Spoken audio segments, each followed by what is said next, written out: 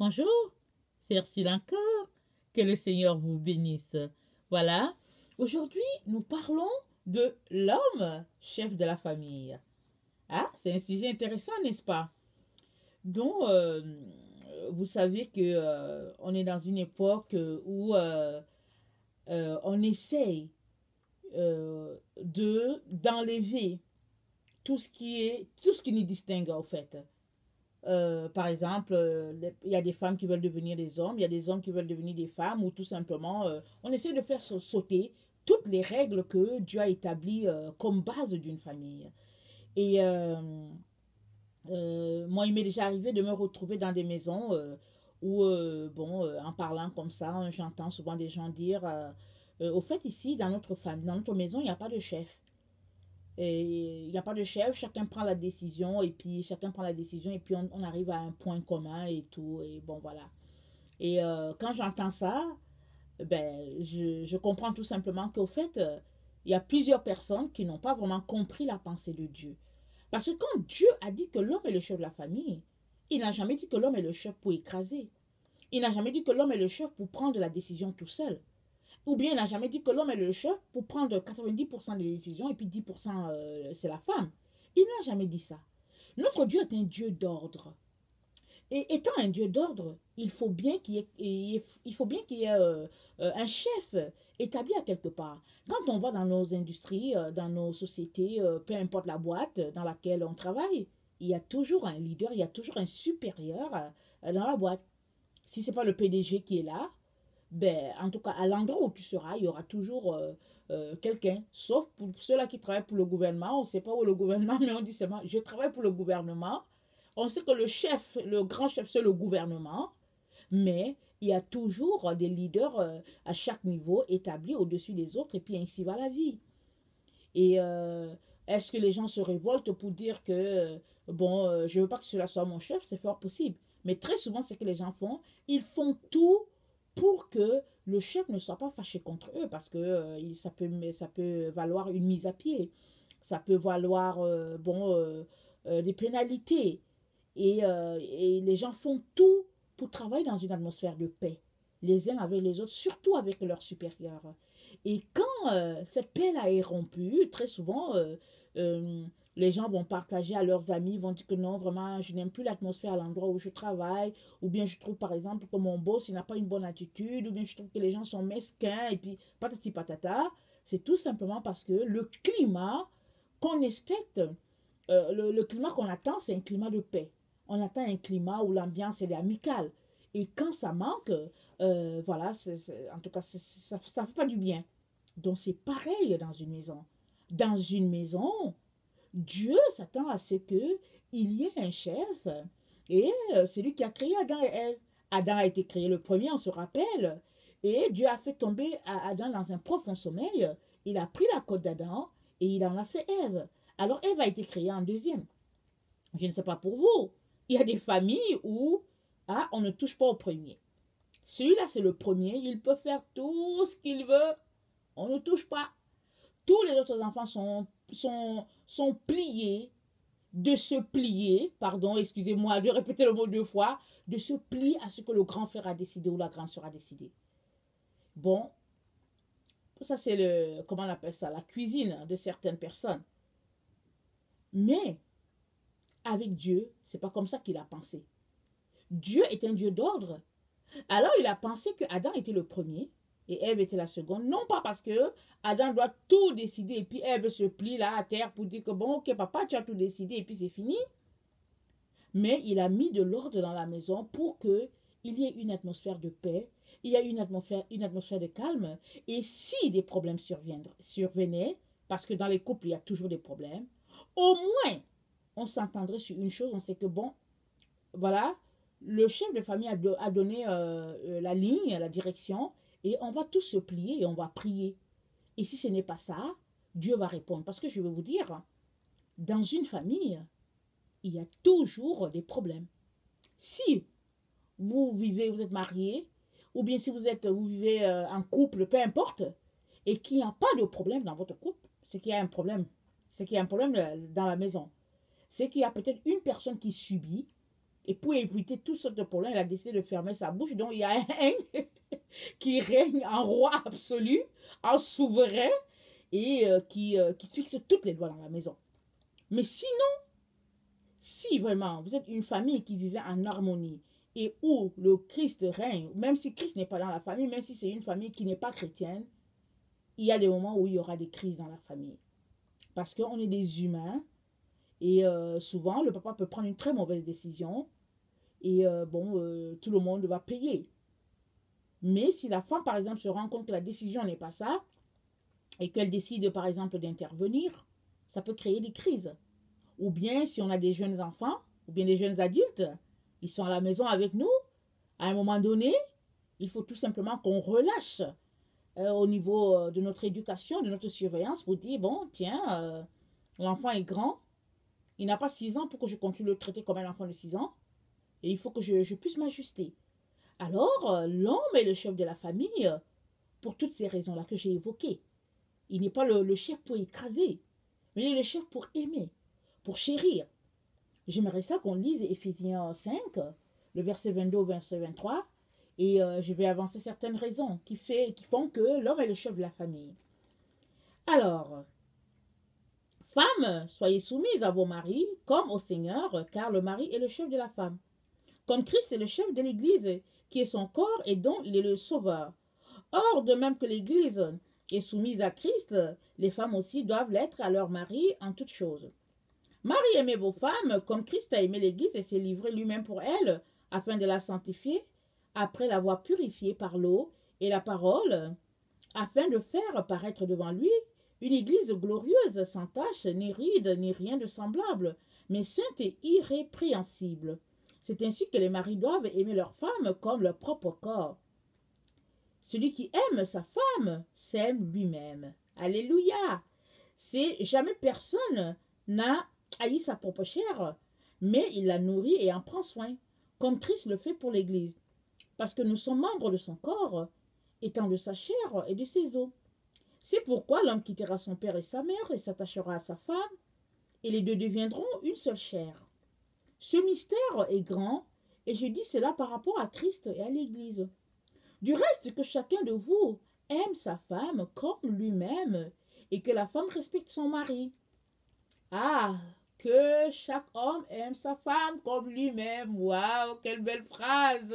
Ce serait bien si les hommes, vraiment tous les hommes feraient, si tous les hommes faisaient ça, serait, oh, le monde serait un joyau.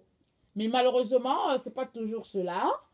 Alors là, aujourd'hui, on parle des hommes. Alors, bon, on va parler des familles d'autrefois, mais on parle des hommes. Alors, donc, on s'attarde là-dessus. Mais au fait, pourquoi est-ce que Adam est le chef? Pourquoi est-ce qu'Adam a été fait chef par Jésus? Je vais donner certaines raisons. C'est que, selon le passage qu'on vient de lire, il est chef pour aimer sa femme comme son propre corps. Vous savez que c'est pas facile, hein? Aimer quelqu'un d'autre comme son propre corps. Ah, il y a une seule personne qui a fait ça, c'est Christ. C'est dit que il s'est livré. Il s'est livré à l'Église. Et pour la présenter devant Dieu, sans tache ni ride, irrépréhensible. Et Jésus a pris cet exemple-là par l'apôtre Paul pour que nos maris puissent nous aimer comme ça. Et je reconnais que ce n'est pas facile. Ce n'est même pas évident. Quand tu lis ce passage, tu te dis, waouh, qui peut arriver à ce niveau-là. Mais avec le Seigneur, oui, tout est possible. Parce que quand Dieu dit quelque chose, ce n'est pas pour nous narguer, mais c'est parce que c'est possible. Parce que toute personne qui a ce désir dans le cœur, Dieu va l'aider à aller loin. Mais si tu n'as pas ce désir-là, alors ça sera autre chose. C'est de prier d'abord pour que Dieu te mette ce désir-là dans le cœur. Parce que tu es chef de famille pour aimer ta femme, pour prendre soin d'elle. Tu es chef de famille pour ne pas la haïr. Il y a des hommes qui haïssent leur femme. Je préfère vous le dire. Ils haïssent leur femme. Ils ne veulent pas que la femme ait quelque chose. Dès que la femme a quelque chose, ils s'organisent pour que la femme n'ait rien. Ils vont mettre les bâtons dans les roues de la femme. Si elle a un boulot, ils vont s'organiser pour tout gâcher. En tout cas, toutes sortes d'histoires. Ils vont créer des problèmes à la femme avec sa famille. Ils vont faire tout ce. Ils n'aiment pas leur femme. Parce que pour eux, elle est femme pour les servir. Elle est femme, exemple, elle est juste une esclave qui est là. Et puis bon, voilà. Et puis ils font tout pour que la femme ne soit pas épanouie. Il y a des hommes comme ça. Alors Paul n'exagère pas en disant à l'homme de ne pas haïr sa femme. Et, et il dit personne n'a haï sa propre chair. Il n'y a personne, c'est vrai ce qu'il dit, il n'y a personne qui ait sa propre chair. On s'aime. Quand on se regarde, on s'aime. Souvent, on s'arrange. Souvent, hein, on achète des vêtements hein, pour paraître. En tout cas, toutes sortes d'histoires. Je ne vais pas entrer dans le détail.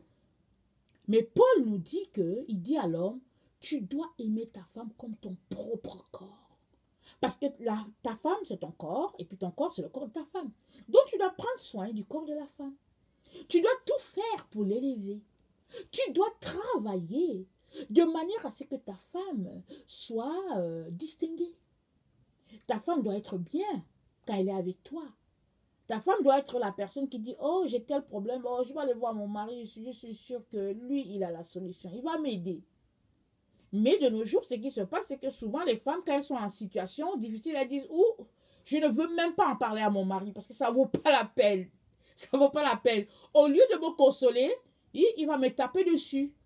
Il va me faire sortir toutes sortes d'histoires. Et souvent, on se retrouve dans des endroits, ou bien on se retrouve avec des personnes, et la façon qu'ils parlent à leurs femmes, tu te demandes s'ils sont en train de parler à, je sais pas, à un animal. Je préfère dire ça. Je préfère dire un animal, parce que même à une servante, on ne parle pas comme ça.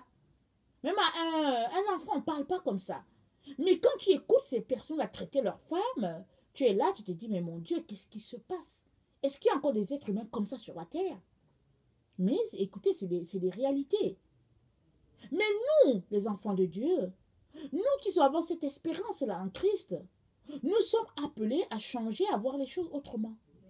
Nous sommes appelés à prendre l'exemple de Christ via l'Église et de nous comporter de manière à plaire à notre Dieu. Parce que c'est à cela que Dieu nous a appelés, nous, ses enfants. Alors, on ne peut pas en même temps être chrétien et puis se comporter de manière un peu vache, excusez le mot, envers la personne même avec qui nous partageons tout. Alors, il est important que nous puissions venir devant Dieu, si nous sommes des hommes, pour lui demander de nous aider à aimer notre femme. Et je peux vous garantir que Dieu ne refusera pas de nous aider parce qu'au fait, c'est lui-même qui nous a demandé, à nous les hommes, de le faire. Alors, l'homme aussi est appelé à protéger sa femme. Il est appelé vraiment, il est chef pour protéger. Il est chef pour se tenir là, pour dire non. Ma femme doit avoir le meilleur, la meilleure chose. C'est ça un peu. Et aussi, l'homme est chef pour être l'exemple pour ses enfants. C'est-à-dire, tu devrais être un père vers qui les enfants aimeraient courir s'ils ont un problème. Mais il y a des enfants, non seulement ils ne veulent pas rentrer dans leur maison parce que le papa est à la maison, mais quand ils ont des problèmes, ils ne veulent même pas que le papa soit au courant, ils vont parler un peu à la maman, ils ne vont pas parler au papa. Ou bien ils vont se retrouver entre eux, les enfants, et puis ils vont dire que, en tout cas, c'est vraiment quel père Dieu nous a donné, vraiment on aurait préféré avoir un autre. Alors si tu es ce genre de père, il est important que tu t'arrêtes, que tu viennes devant Dieu humblement pour lui dire, Seigneur, je pense que j'ai raté à quelque part la proximité avec mes enfants. Il n'y a pas de problème à s'humilier, à venir devant Dieu. Dieu va t'aider. C'est des choses qui arrivent. Moi, je ne crois tout simplement pas que si tu as un père qui a été frappé par le tien, que tu dois te mettre aussi à frapper tes enfants. Moi, je connais des hommes, on les a bien bastonnés quand ils étaient petits, et aujourd'hui, ils ont les enfants, ils se mettent aussi à bastonner leurs petits. Moi, je dis non, je ne suis pas d'accord avec ça. Parce que si peut-être ton père t'a bastonné parce qu'il ne savait pas qu'il y avait autre éducation, aujourd'hui que toi, tu es intellectuel, entre parenthèses, ou bien tu as été à l'école, ou tu vois autre chose, il y a d'autres moyens. de parler à ton enfant de manière à l'aimer, à l'approcher de toi. Parce que ce que nous devons faire, chers frères et sœurs, c'est d'approcher nos enfants de nous. Nous devons les aimer. Et le papa, il est chef pour cela. Tu es chef pour aimer ton enfant. Ça ne veut pas dire que tu ne dois pas punir ton enfant. Mais il faut essayer de regarder dans les différentes punitions laquelle est adaptée pour l'enfant et pour son âge. Parce que si tu punis l'enfant au point où l'enfant ne veut plus rien savoir de toi, qu'est-ce que tu as gagné? Parce que l'enfant va garder ça, hein, il va garder ça dans sa tête. Et un jour, quand il sera aussi un père, non seulement tu auras créé des distances avec l'enfant, il ne manquera pas de te le rappeler d'une manière ou d'une autre. Et s'il ne te le rappelle pas, il ne manquera pas de se déverser sur ton petit enfant à toi. Ou bien, si tu te comportes de manière à éloigner l'enfant de toi, il se pourrait que l'enfant s'éloigne jusqu'à de Dieu. Et qu'il n'y ait pas de proximité avec ton enfant. Et ce sera vraiment dommage qu'une fois ces enfants-là adultes, ils ne courent pas vers le père ou bien vers la mère. Ils veulent rien savoir. Ce serait vraiment dommage. Il faut que si l'enfant prenne une distance avec toi, que ce ne soit pas parce que tu as raté son éducation, que ce ne soit pas parce que tu as été un père dur, impénétrable, mais que ce soit peut-être parce que Dieu a convaincu l'enfant de prendre la distance parce que Dieu était en train de modeler l'enfant à quelque chose et que toi, le parent, tu es trop présent dans sa vie. Oui, il y a des parents comme ça. Ils sont tellement présents dans la vie de leurs enfants que Dieu n'arrive pas à faire un travail. Et souvent, Dieu va dire à l'enfant, éloigne-toi parce que moi, je vais travailler avec toi. Et puis, on voit, on a plein d'exemples dans la Bible. Et Dieu a éloigné Abraham. Dieu a dit, prends ta femme et puis va-t'en, je vais te montrer l'endroit. Abraham a marché, il a marché, en tout cas, il a longtemps marché. Et c'est longtemps après, 25 ans après, que Abraham a eu Isaac que Dieu lui avait promis. Alors Isaac a dû s'éloigner de sa famille. Qu'est-ce qu'il y avait comme problème? Est-ce que c'était des gens qui... En tout cas, Abraham priait le vrai Dieu et il se pourrait que sa famille n'adorait pas le vrai Dieu. Alors Dieu l'a éloigné. Alors si tu es chef de famille et que ton enfant s'éloigne un jour de toi, il faut que ce soit pour une raison spirituelle, que Dieu ait dit à l'enfant, éloigne-toi. Mais il ne faut pas que ce soit parce que, au fait, tu as été tellement un mauvais père que l'enfant ne veuille rien savoir de toi. Et je vais vous donner un petit exemple. Bon, ici, je parle des pères, mais récemment, il y a quelque chose qui m'est arrivé. Moi, je suis une mère, alors j'espère que vous savez que je suis une femme. Alors, je me suis dit, ok, je serai à la maison avec un de mes enfants. Parce que, bon, les examens, ça tire vers la fin et tout. Alors, ce jour-là, je me suis préparée. J'ai dit, bon, je vais parler à cet enfant-là. Parce que j'avais des petites choses à reprocher à l'enfant. Et j'ai dit, je veux parler à l'enfant et puis je veux redresser ce problème-là. Alors, c'était rien de grave. Mais je me suis dit, ok, bon, en tout cas, fine. J'ai préparé tout mon scénario. Et je me suis dit, bon, demain, ce sera cool, ce serait bien. Pendant que j'étais en train de faire ça, vous savez, je n'ai même pas posé une question au Seigneur. Hein. Le Seigneur est entré dans la conversation. À un moment donné, j'étais en train de laver mes assiettes, je faisais ma vaisselle. Alors le Seigneur m'a dit, que dirais-tu de privilégier plutôt la relation avec ton enfant que des règles de conduite. Ah, je me suis arrêtée et j'ai dit, oui Seigneur. Il a dit, parce que tu gagnerais mieux l'enfant si tu gardais cette relation d'amour, cette relation paisible, que si tu prenais par exemple l'enfant pour crier sur lui et puis pour fixer des règles. Et vraiment, j'ai dit merci beaucoup au Seigneur. Et le Seigneur m'a dit, il m'a dit, j'aimerais que tu continues à faire ce que tu fais. Alors, au fait, je ne veux pas entrer dans le détail, mais je faisais une chose et puis je voulais que ça change parce que je voulais que cet enfant-là soit un peu plus impliqué, qu'il soit plus impliqué dans la vie de la famille, dans certaines choses. Et le Seigneur m'a dit, continue de faire ça, comme tu fais. Je vais te donner la grâce de continuer de le faire comme ça. Mais c'est mieux pour toi de privilégier la relation que tu as avec ton enfant pour le moment. C'est vraiment mieux. Parce que je veux gagner cet enfant-là complètement pour le Seigneur. Parce que les enfants voient Jésus à travers nous. Vraiment. Les enfants voient Jésus à travers nous. Si tu es un parent Si tu as un père qui est un bon père les dimanches, ou bien un bon père devant les gens, et que à la maison, tu es tout simplement un bourreau, je veux te dire que tu vas perdre tes enfants.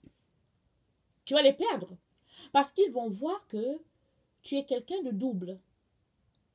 Tu es quelqu'un devant les autres personnes, tu es quelqu'un à l'église, et à la maison, tu es une autre personne, tu es une personne méchante.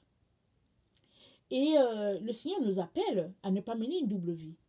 Il est important que ce qui est vert soit vert et que ce qui est rouge soit rouge. Il est important que l'enfant puisse compter sur toi en tant que père. Il est important que l'enfant sache que peu importe à minuit, 2 heures du matin, si je viens cogner à la porte de papa et maman, que papa soit là pour dire que oui, mon enfant, comment est-ce que je peux t'aider? Il ne faut pas que l'enfant se retrouve en présence d'un père qui est déjà là, gonflé, et puis qui est prêt à assommer l'enfant.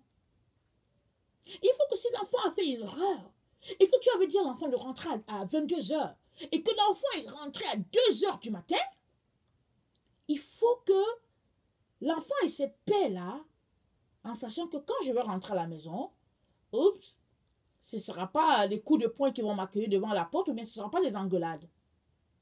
Excusez-moi du terme, ce ne sera pas les engueulades.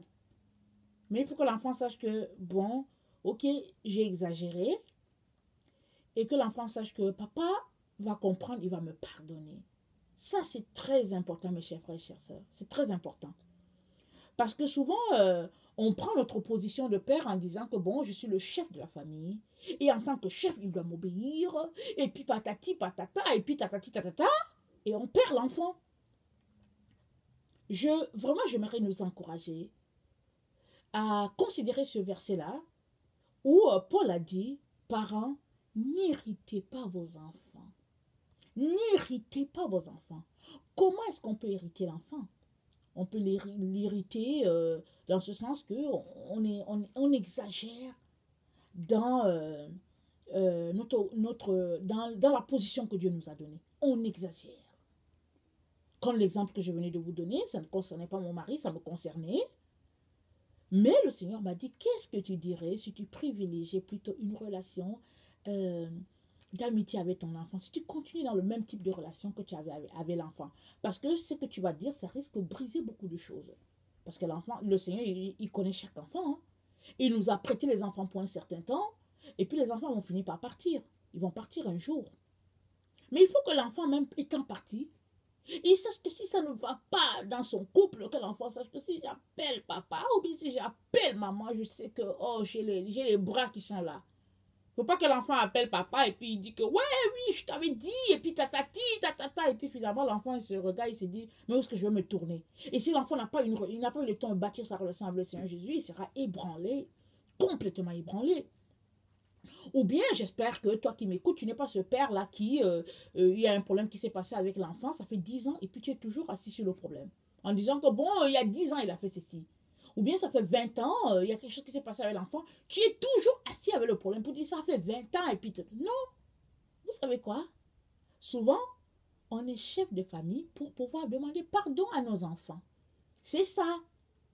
On est chef de famille pour pouvoir demander pardon à nos enfants. Parce que les enfants regardent l'exemple, ils nous regardent aller. C'est pas parce que tu vas dire à l'enfant, il ne faut pas voler, que l'enfant ne va pas voler. Hein. Si toi, tu es un voleur et que tu dis à l'enfant de ne pas voler, ton enfant sera un voleur. Je suis désolée de te le dire. Il regarde ce que tu fais. C'est ça. Et moi, j'ai grandi avec un père qui vraiment nous demandait pardon.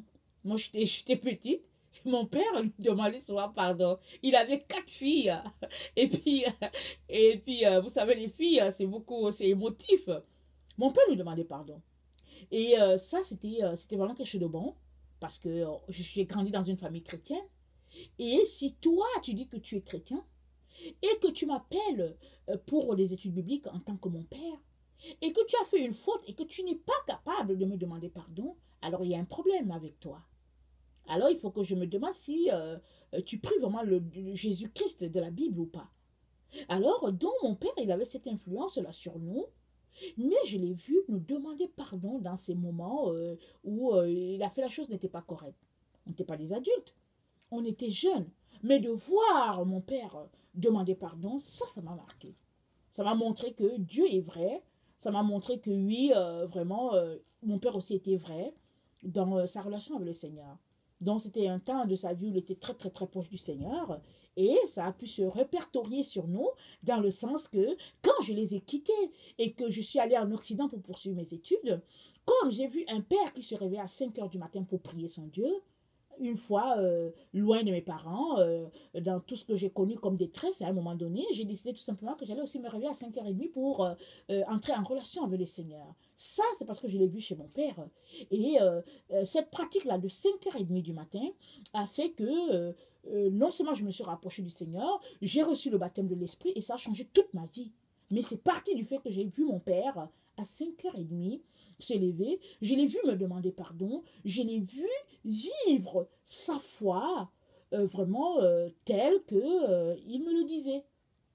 Alors, je l'ai vu en action, je l'ai vu dans toute sa nature. Alors, c'est important, c'est pourquoi je viens parler aux hommes, au nom de notre Seigneur Jésus, bien sûr, pour dire que tu es chef, mon frère, pour aimer ta femme, la chérir et la rendre pure, tout faire pour qu'elle soit bien, agréable, qu'elle soit heureuse avec toi.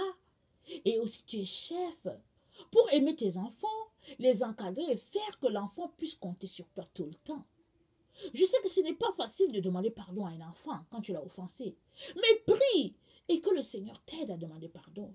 Et si tu n'es pas capable de demander, peut-être que c'est mieux d'envoyer une lettre à ton enfant. Mais moi, je trouve que c'est beaucoup mieux d'appeler ton enfant, de lui parler en regardant là les yeux que d'envoyer une lettre. Parce que vous savez, aujourd'hui, nos enfants, ils sont très ouverts, hein, surtout ceux-là qui vivent en Occident.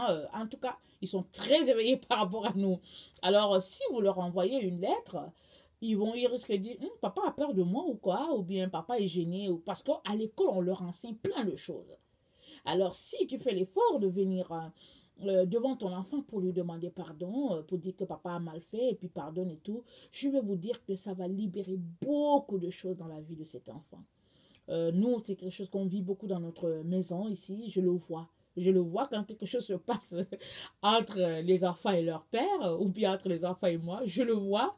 Quand le pardon est là, je vois que vraiment ça se libère. L'air est dégagé et puis il y a cette atmosphère paisible là. Et que quand on a notre temps de culte en famille, on est vraiment rafraîchi, restauré dans la présence de Dieu. Ça, c'est important. Mais au fait, malheureusement, je vais dire, il y a des parents, des papas qui sont là, qui disent, ok, je suis chef, il m'a offensé, et puis tant et aussi longtemps que cet enfant ne me demande pas pardon, il ne va plus manger en ma présence. Ou bien, ok, je suis le chef, l'enfant là, il m'a mal regardé, et puis tant et aussi longtemps qu'il ne me demande pas pardon, je ne vais pas lui acheter par exemple le iPad qu'il a demandé. Non, ne nous comportons pas comme ça. Au fait, nos enfants voient Dieu à travers nous. Alors, si tu veux vraiment envoyer ton enfant à Dieu, alors comporte-toi comme Dieu se comporterait envers toi. Et ici, je vais aborder le problème aussi des punitions. Parce que je suis un parent. Ça fait longtemps que je suis dans ce ministère de parents. Et puis, j'ai un groupe d'enfants, différentes catégories. Et je pense qu'il est important que on ne se mette pas à frapper nos enfants. Non, l'enfant, tu n'as pas besoin de le frapper. L'enfant, il sort de toi. Et il y a des punitions qui sont plus sévères que frapper, par exemple. Tu peux mettre l'enfant, tu peux lui dire, par exemple, de copier quelque chose. Suppose que l'enfant a insulté son petit frère ou sa petite soeur. Tu peux dire à l'enfant de copier. Je n'insulterai plus ma soeur. Et puis, bon, tu peux lui faire copier. Je ne sais pas l'âge que l'enfant a. Peut-être que si l'enfant a peut-être 6 ou 7 ans, tu peux lui faire copier 20 fois. Et puis, ça va entrer, hein. Ça va entrer. Parce que quand on écrit, ça reste, ça s'en va pas. Ou bien tu peux envoyer l'enfant dans la chambre pendant peut-être 20 minutes. Ça dépend de l'âge de l'enfant. Ou bien tu peux priver l'enfant de télévision. Ou bien de Xbox. En tout cas, de quelque chose qu'il aime. Tu peux priver cet enfant-là. Ou bien tu peux lui dire, ok, puisque tu t'es comporté comme ça, dans le week-end, tu n'iras pas jouer avec tes enfants. Il n'y aura pas de sortie de neige pour toi. Tu vas rester à l'intérieur et puis bon, l'enfant va comprendre. que de prendre la ceinture, que de prendre une chicotte et puis aller de mettre ça sur l'enfant. Non seulement tu vas leur blesser l'enfant, tu auras créé en lui une terreur, tu auras créé que l'enfant va te détester dans son cœur, tu vas créer en lui un sentiment qu'il est un bon à rien. Il y a beaucoup de choses qu'on crée sans le vouloir.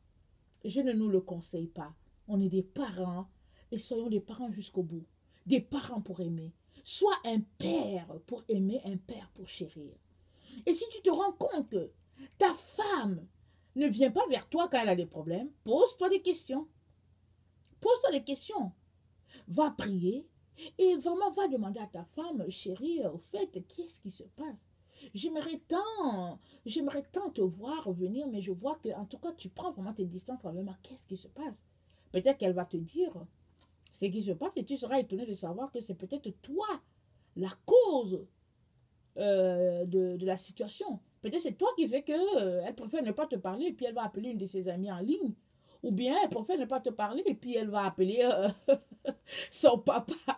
Comme dit Jean-Michel Cancan, il dit ben, va chez ton papa, moi aussi je m'en vais chez ma maman.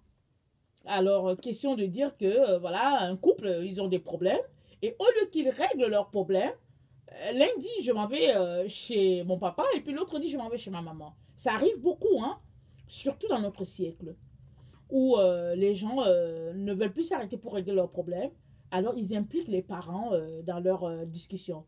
Et je vais vous dire, ça c'est une parenthèse que j'ouvre, je vais vous dire que les parents ne sont pas les meilleures personnes pour régler vos problèmes de couple. Excusez-moi de vous le dire, mais je préfère vous le dire comme ça. Je ferme la parenthèse, allez-y penser. Donc voilà. Alors, vraiment, tu es chef pour aimer, pour chérir et pour tout faire.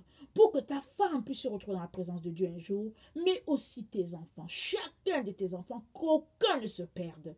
Alors, donc voilà. Alors, je reviens sur le fait que je suis là pour nous réveiller à cette réalité que Jésus arrive bientôt.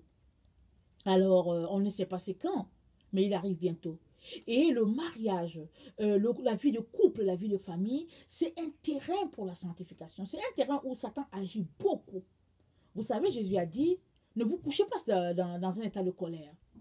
Alors, si tu vis seul, je ne sais pas avec qui tu seras en colère. Mais si tu es marié, par exemple, il peut arriver que oui, vous ayez des problèmes. Et au lieu d'aller vous coucher en vous tournant le dos, c'est beaucoup mieux de venir régler vos problèmes.